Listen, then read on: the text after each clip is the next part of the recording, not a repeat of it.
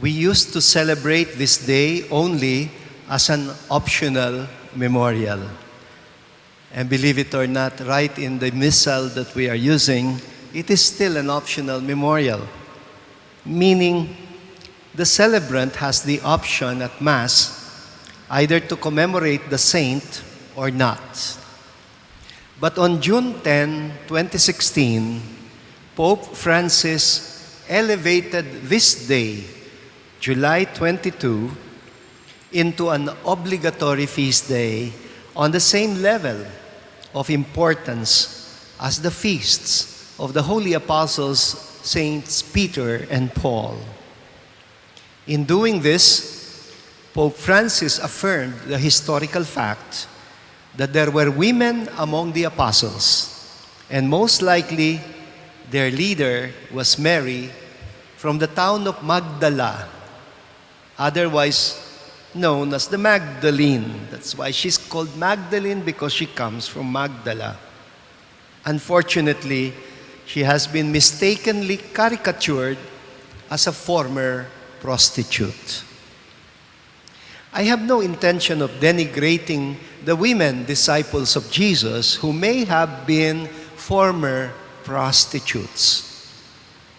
A lot of widows during the time of Jesus ended up in prostitution in their desperate effort to feed their children. Remember, this was a time when women were still totally dependent financially on their husbands. They were among the people Jesus had a soft spot for, the widows, because he knew that they tended to be victimized and often ended up in prostitution. That is why he made sure that the widows among the members of the early Christian communities were looked after by the deacons precisely so that they would not fall back into prostitution. There was one such character in chapter 7 of the Gospel of St. Luke. She sneaked into a party and she gave Jesus what we might call today a foot spa. It is in Luke chapter 7, verse 38. The Gospel writer tells us, and let me quote, "She stood behind Jesus at his feet, weeping, and she began to bathe his feet with her tears. Then she wiped them with her hair, kissed them, and anointed them with the ointment." This could only mean that the host must have asked Jesus to recline at the Roman way, at table. They reclined. That is why the woman was standing at her feet. But the point is, Jesus did not even stop her from giving him a foot massage. And this scandalized the host about the integrity of Jesus as a rabbi. But please take note again, that woman, who is called a sinful woman, had nothing to do with Mary Magdalene. The reference to her just happens to be a few verses away from the first reference in Luke's Gospel to Mary Magdalene in chapter 8, where Luke introduces the women disciples in the inner circle of Jesus. Unfortunately, there was one pope who made the mistake of connecting these references together and equating the prostitute with Mary Magdalene. It is probably one example of a fake news that almost came to be accepted as a fact in church history. Brothers and sisters, let us set the record straight. She was not a prostitute, period. I suspect that it was this equation that had caused the significance of Mary Magdalene in church history to be diminished.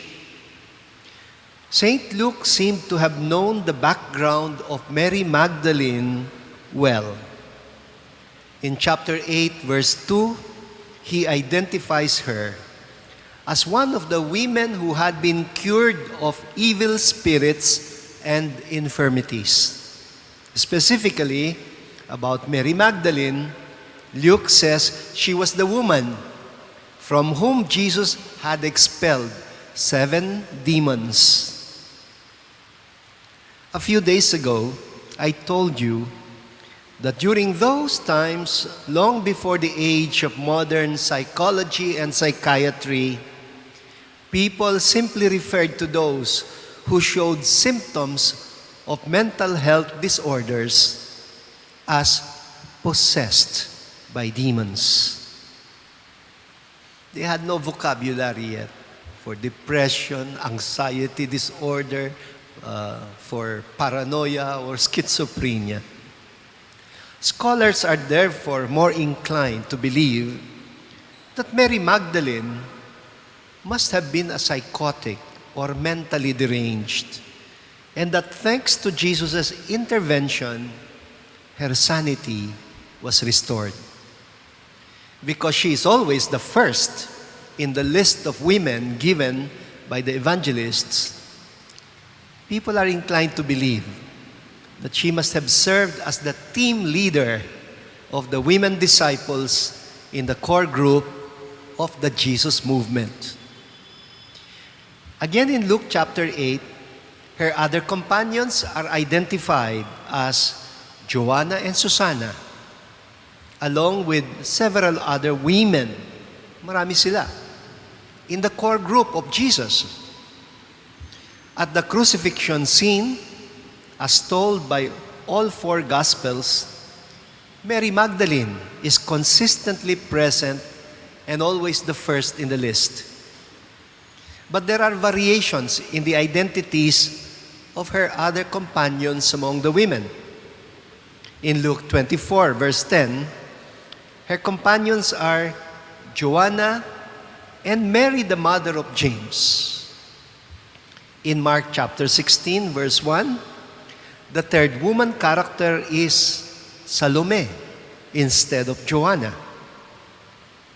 Now, why is it significant that Pope Francis had restored Mary Magdalene to her original importance as an apostle, or even apostle to the apostles?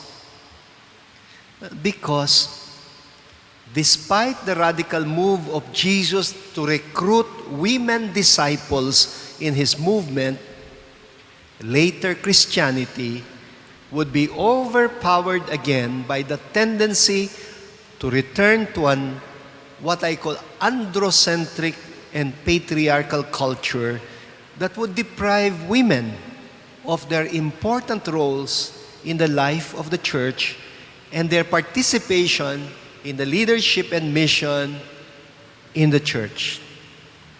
Actually, already in the time of Jesus himself, the very idea of a rabbi having women disciples was not acceptable in Jewish culture.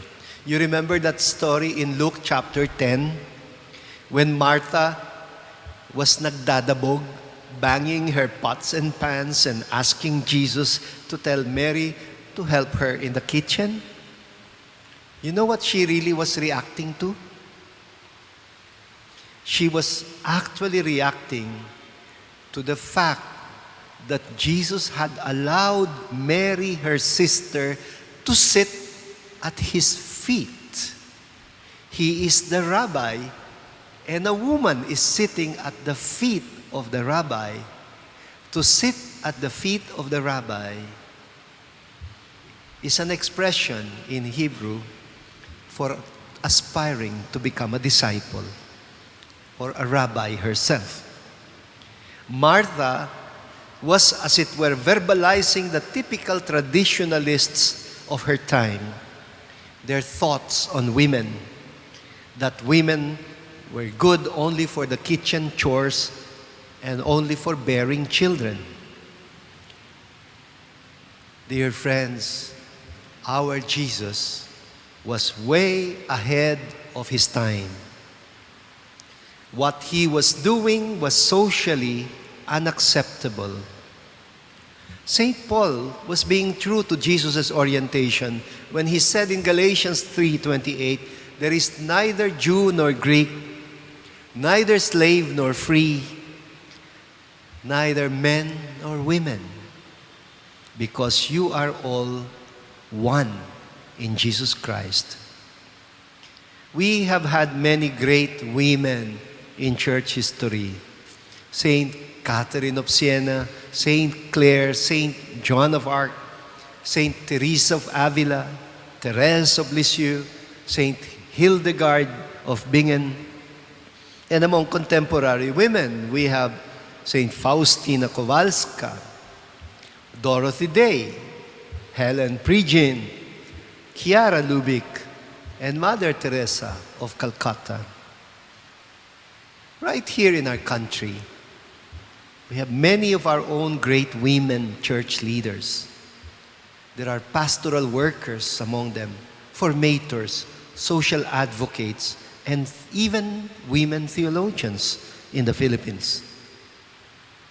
On this important feast day of the great woman apostle to the apostles, Saint Mary Magdalene, I can only wish and pray that with the guidance of the Holy Spirit, the Church would mature well enough to let go of her androcentric and patriarchal tendencies. May we become more and more disposed to recognize the many gifts and charisms that God has bestowed on women in the church, so that they can play their active roles and participate more fully, more meaningfully, and more effectively in the apostolic life and mission of our local churches and of the universal church.